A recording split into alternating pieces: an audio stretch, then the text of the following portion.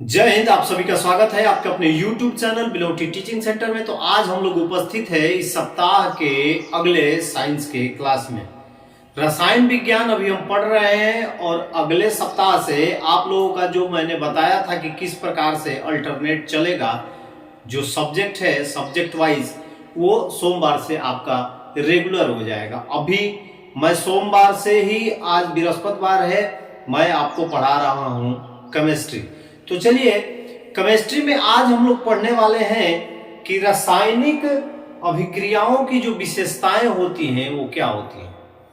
रासायनिक अभिक्रियाओं की विशेषताएं, रासायनिक अभिक्रियाओं की जो विशेषताएं होती हैं कि जब दो पदार्थ या जो दो तत्व एलिमेंट्स आपस में मिलते हैं, एक नए पदार्थ का निर्माण करते हैं, तो उनके साथ साथ कुछ और भी बनता है, जो कि वो उनकी कैरेक्टरीज होती है कि जब दो नए पदार्थ आपस में मिलते हैं तो जब तीसरे का निर्माण करेंगे तो उनके साथ साथ कुछ विशेषताएं भी इनकी होती हैं, कुछ कैरेक्टरीज भी होती हैं, जो कि ये अभिक्रिया यानी रिएक्शन होने के बाद हमें दिखाई देती है। इसमें पहला जो आता है फर्स्ट, वो होता है गैसों की उत्पत्ति। क्या होता है? गैसों की उत्पत्ति यानी कि एवोल्यूशन ऑफ गैस। ऐसे कई अभिक्रियाएं, रिएक्शन देखे जा चुके हैं कि जब रिएक्शंस होते हैं तो उसके फलस्वरूप क्या होता है कि गैसों की उत्पत्ति होती है, यानी एवोल्यूशन ऑफ गैस होता है। जब दो सब्सटेंस आपस में रिएक्ट करते हैं तो रिएक्शन के फलस्वरूप क्या मिलता है? गैसों की उत्पत्ति होती है, जिसमें आपका पहला जो है वो क्या है? गैसों की उत्पत्ति। तो जैसे ही हम क्या करते हैं कि हाइड्रोक्लोरिक अम्ल की बात करेंगे कि जब हाइड्रोक्लोरिक अम्ल और सल्फ्यूरिक अम्ल आपस में रिएक्शन करते हैं, रिएक्ट करते हैं, तो उत्पन्न करते हैं, वहां पर उत्पन्न हो जाता है हाइड्रोजन गैस। यानी ये कैरेक्टरीज है हमारे रासायनिक अभिक्रिया की कि कुछ कुछ ऐसे एलिमेंट्स होते हैं या प्रोडक्ट होते हैं या कहा जाए तत्व होते हैं जो आपस में अभिक्रिया जब करते हैं तो गैस की उत्पत्ति होती है। चलिए, ये है पहला हमारा, इसको आप लोग एग्जाम्पल में नोट कर लीजिएगा।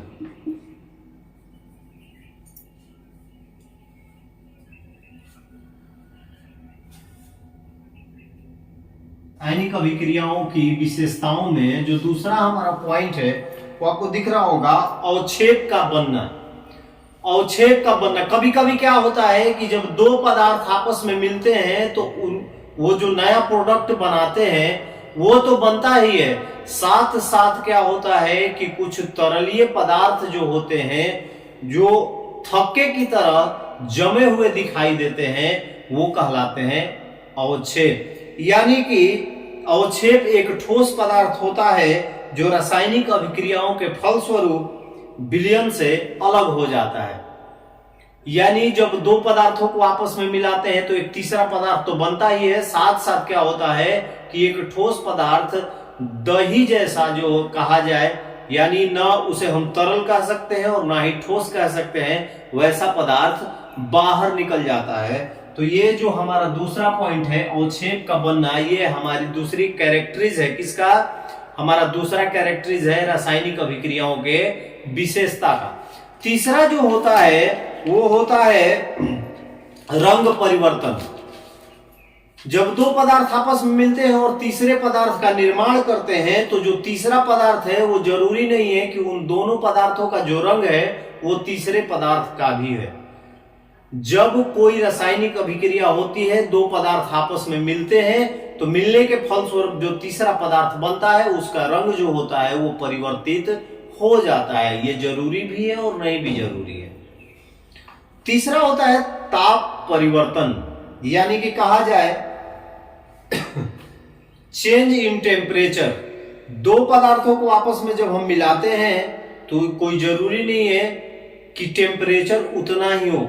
कभी कभी ऐसा होता है कि जब दो पदार्थ आपस में मिलते हैं तो जो पदार्थ बनाते हैं वहां पर क्या होता है, टेम्परेचर बढ़ जाता है या टेम्परेचर घट जाता है, या तो दोनों प्रोडक्टों द्वारा ही ऊष्मा को अवशोषित करके ही रासायनिक अभिक्रिया होती है, या जो प्रोडक्ट बनता है वहां पर उष्मा को खींचा जाता है। यानी कहा जाए कि जब रासायनिक अभिक्रिया होती है तो वहां पर ताप में परिवर्तन आता है, रंग में परिवर्तन आता है, अवक्षेप बनते हैं, गैसों की उत्पत्ति होती है।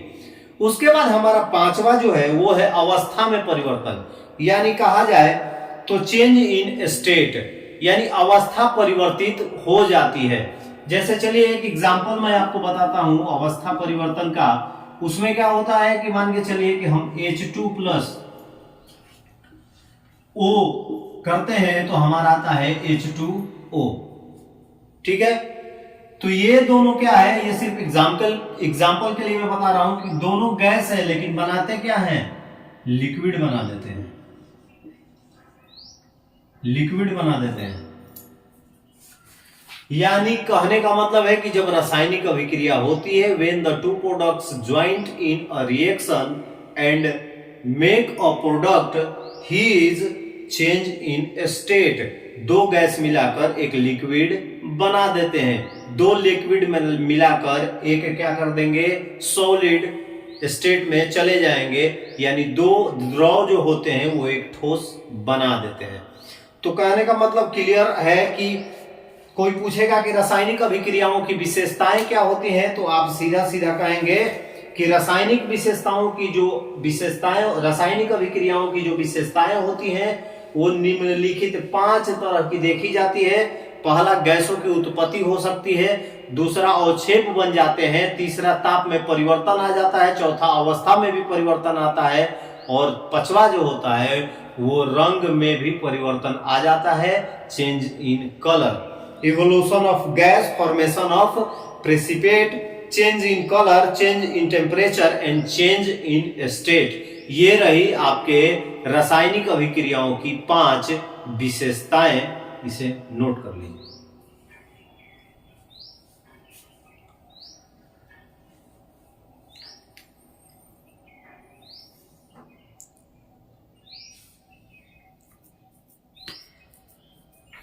चलिए जब आगे चलते हैं हम अगले पॉइंट की ओर आज के क्लास में, तो अगला जो हमारा पॉइंट है वो है रासायनिक समीकरण। क्या है, रासायनिक समीकरण, यानी इंग्लिश में जब हम इसे लिखते हैं तो लिखते हैं केमिकल इक्वेशन। तो केमिकल इक्वेशन क्या होता है, हमारे चैप्टर का नाम है रासायनिक अभिक्रिया एवं समीकरण। रासायनिक अभिक्रिया हम समझ गए कि जब दो पदार्थ आपस में मिलते हैं, मिलकर एक नए पदार्थ का निर्माण करते हैं, उसे हम रासायनिक अभिक्रिया कहते हैं। तीसरे पदार्थ का जो गुण होता है वो मूल पदार्थों के गुणों से बिल्कुल डिफर होता है। ये आपको क्लियरिटी हो चुकी होगी। अब चलिए हम तीसरे की बात करते हैं। हमारा जो दूसरा पॉइंट है, हमारे चैप्टर का नेम ही है रासायनिक अभिक्रिया एवं समीकरण। तो रासायनिक समीकरण क्या होता है? रासायनिक समीकरण को सीधी सीधी भाषा में मैं आपको बताता हूं कि रासायनिक अभिक्रियाओं में भाग लेने वाले जो पदार्थ होते हैं उनको संकेत एवं सूत्रों की सहायता से जब लिख दिया जाता है तो उसे हम कहते हैं रासायनिक समीकरण। चलिए मैं आपको एक एग्जांपल से समझाता हूं। मैं कहता हूं कि जब हाइड्रोजन एवं ऑक्सीजन आपस में संयोग करते हैं या आपस में रिएक्ट होते हैं तो जल बनाते हैं।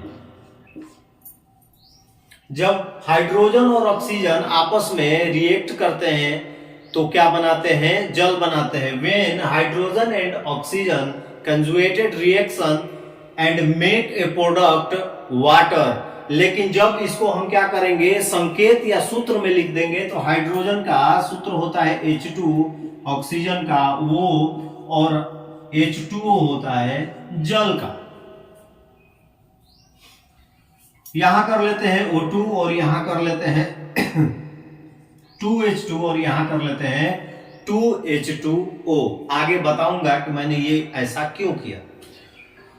तो देखिए इतना जो है वो मैंने क्या बोला, ये हमारी थ्योरी हो गई। थ्योरी क्या है कि हाइड्रोजन जब ऑक्सीजन से संयोग करता है तो जल बनाता है, लेकिन हमने नीचे क्या किया, इसी को संकेत एवं सूत्र से लिख दिया कि 2H2 plus O2 arrow 2H2O, यानी कि जब हाइड्रोजन ऑक्सीजन से संयोग करता है तो जल बनाता है।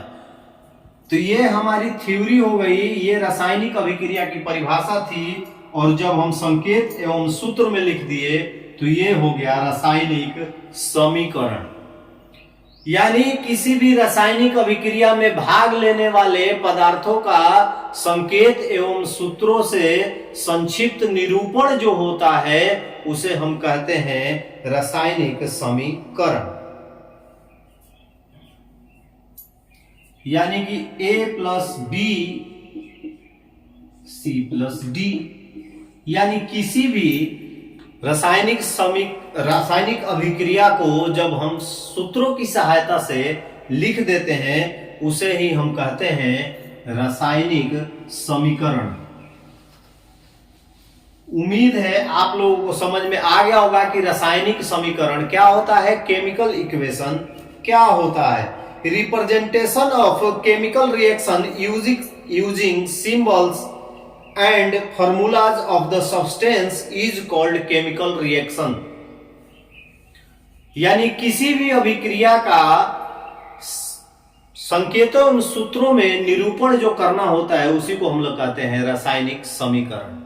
तो फटाफट इसको नोट कर लीजिए, ये रही आपकी थ्योरी, और हम मिलेंगे कल अगले वीडियो में। तब तक के लिए आज के लिए आप सभी को जय हिंद। जो पहली बार इस चैनल को देख रहे हैं ज्यादा से ज्यादा शेयर करेंगे और सब्सक्राइब भी कर लेंगे, तथा फेसबुक पे हमारे page belong to teaching centre को फॉलो करना न भूलें।